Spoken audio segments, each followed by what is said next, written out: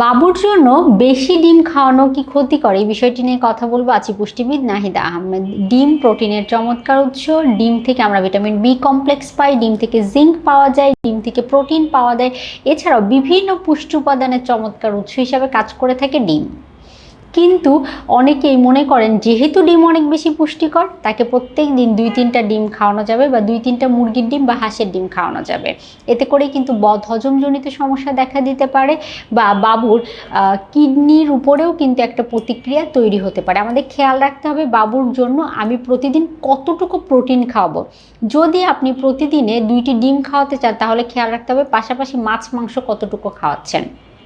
যদি আপনি তার খাদ্য তালিকায় মাছ রাখলেন, আবার প্রোটিনের উৎস হিসাবে ডাল রাখলেন, আবার দেখা গেল মুরগি রাখলেন, গরু রাখলেন, আবার 2টা ডিমও খাওয়ালেন, এতে করে কিন্তু বদহজমজনিত সমস্যা দেখা দিতে পারে। তাই খেয়াল রাখতে হবে যদি অন্যান্য প্রোটিনগুলো অল্প পরিমাণে খাওয়ান তাহলে দিনে 2টা বা 3টা ডিম তাকে দিতে পারেন। কিন্তু প্রতিদিন যদি মাছ খাওয়ান, মুরগি খাওয়ান, ডিম খাওয়ান, আবার ডালও খাওয়ান, আবার ডিম সকালেও খাওয়াচ্ছেন, রাতেও খাওয়াচ্ছেন, এতে করে কিন্তু তার বডিতে অতিরিক্ত ডিম গ্রহণ করার ফলে বদহজমজনিত সমস্যা দেখা দিতে পারে বা মেটাবলিজমেও সমস্যা দেখা দিতে পারে।